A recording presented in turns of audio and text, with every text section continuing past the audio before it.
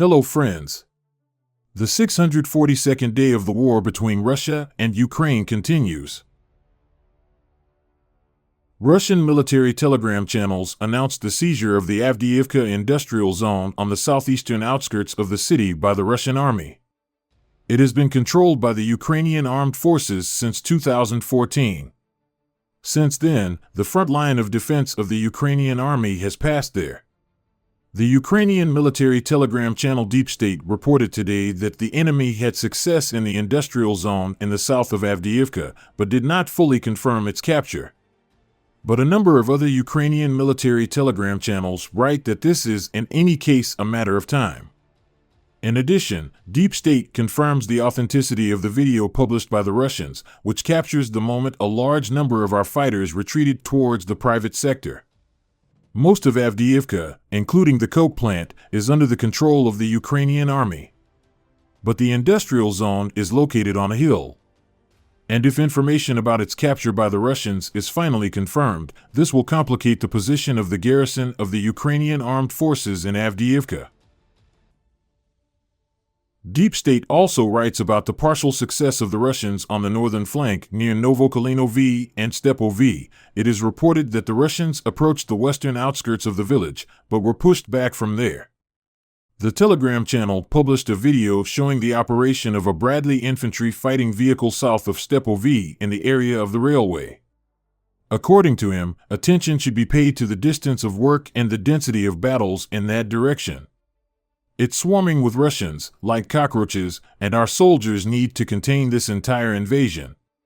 Every day and every night there are battles, and they do not come in waves, but in continuous attacks using infantry. Deep State also writes that Russia's attacks on Pervomysky from Pisky were not successful. Other Ukrainian telegram channels write about ongoing attacks on the Avdiivka coke plant. In the Kharkiv direction, the Russians are trying to recapture Kupiansk, said Fedyo, a spokesman for the ground forces. According to him, Russian troops are now trying to advance in the direction of the village of Sinkivka, a few kilometers from the Oskil River. If the enemy is successful in this direction, this will allow us to develop attack actions directly on Kupiansk itself and reach the banks of the Oskil River, Fedyo added. At the same time, according to Deep State, the Russians are already directly in Sinkivka and are trying to gain a foothold there. They also attacked at Liman Pershi and were able to restore lost positions at Ivanivka southeast of Kupiansk. There are also reports that Ukraine has begun to use Abrams tanks in the Kupiansk sector. This has not been officially confirmed, but military telegram channels are distributing a photo of one of them. Although earlier the American media wrote that these tanks would not appear at the front until spring. Near Bakhmut, according to Ukrainian military telegram channels, the Russians are advancing in the vicinity of Hromovy and along the highway from Bakhmut to Ivanivsky to the west. The enemy's attempts to improve their tactical position near Klishchiivka and Andriivka on the southern flank also continue. In the Zaporizhzhia direction, according to the General Staff, the Russians conducted unsuccessful assault operations west of Verbovy. According to Western experts, the Ukrainian army has advances west of Robotine. I would like to talk about recent statements by the leader of the Zelensky party faction, Arakhamia, that the war could have ended in the spring of 2022 if Ukraine had agreed to a neutral status in NATO and signed a peace treaty on this basis. Based on the information that was in the media and received from other sources, then Russia, in exchange for refusing to join NATO, was ready to leave all territories captured after February 24, 2022 without a fight. Moreover, if you believe former German Chancellor Schroeder, Russia was ready to return the entire Donbass to Ukraine on the terms of broad autonomy modeled on South Tyrol in Italy. Friends, this channel exists solely thanks to your support. If you have the opportunity and desire to support the channel, I will be very grateful to you. Thank you very much. That is, Ukraine would liberate almost all of its territories except Crimea, virtually without a fight. Many thousands of civilians and military personnel who died after April 2022 would still be alive. Ukraine, without losing a single soldier, would return the regions that the Ukrainian armed forces tried to liberate during a counteroffensive this year with heavy losses and without much success. As for NATO, Ukraine still has no guarantees of joining the alliance. Why did the Ukrainian authorities refuse such a profitable agreement in the spring of 2022?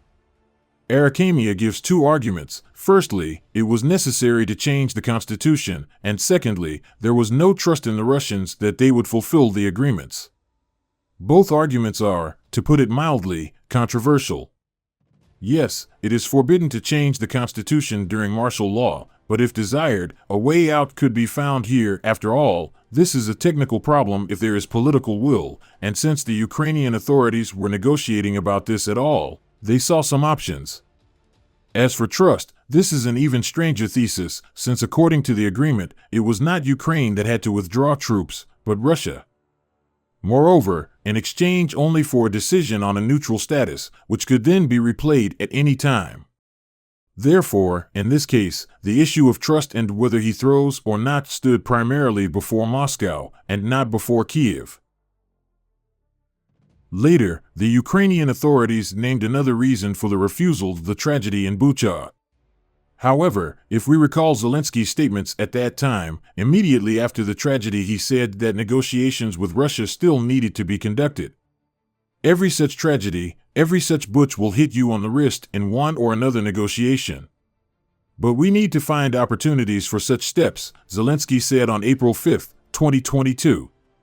It was only later that his statements became more categorical. Therefore, usually, among the main motive of the president to refuse to conclude agreements with Putin in 2022, they say that he, perhaps, under the influence of arguments and promises of Western allies, came to the conclusion that Russia is not ready for a big war, and therefore Ukraine, with the help of the West, can completely defeat the Russian army and dictate its peace terms to Moscow, which would include the withdrawal of Russian troops to the 1991 borders, the payment of reparations, etc. That is, figuratively speaking, Zelensky chose a pie in the sky instead of a bird in his hands. At the same time, for all those who remember the situation at the beginning of April 2022, it is difficult to believe that the Ukrainian authorities could feel so much optimism then. The Russian army, having withdrawn troops from the north of Ukraine, launched an offensive in the east in the Kharkiv, Donetsk, and Luhansk regions, and the advance of Russian troops continued in the completely surrounded Mariupol. The Ukrainian army experienced a growing hunger for shells. The first deliveries of Western howitzers and shells for them began only in mid-April, and HIMARS appeared only in June. At that time, no one spoke at all about the supply of Western tanks and long-range missiles. And the United States even blocked the supply of Soviet-style aircraft. In Russia itself, there were still no signs of internal unrest. On the contrary, it became clear that its economy did not collapse under the sanctions and withstood the main blow. In such conditions, it seems almost incredible that Zelensky could refuse the extremely attractive tit in the form of Russia's withdrawal of troops from almost all occupied territories of Ukraine without a fight, believing in the possibility of getting the crane in the form of Moscow's surrender, which, as we know, still hasn't happened yet.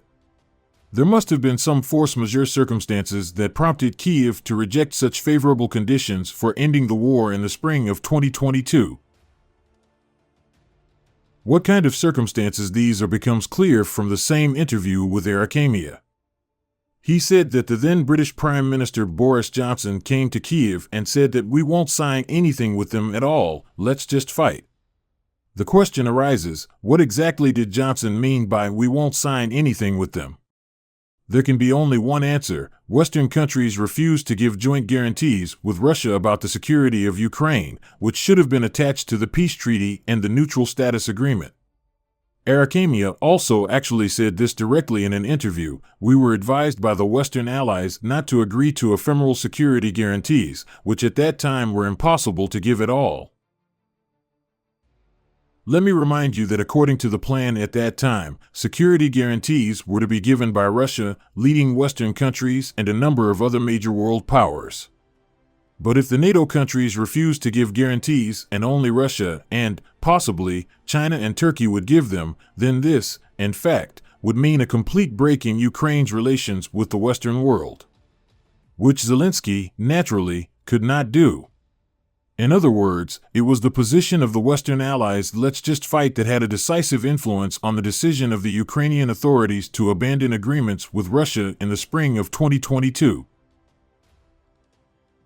In this regard, one of the key questions regarding the further development of events is whether this position of the West has now changed.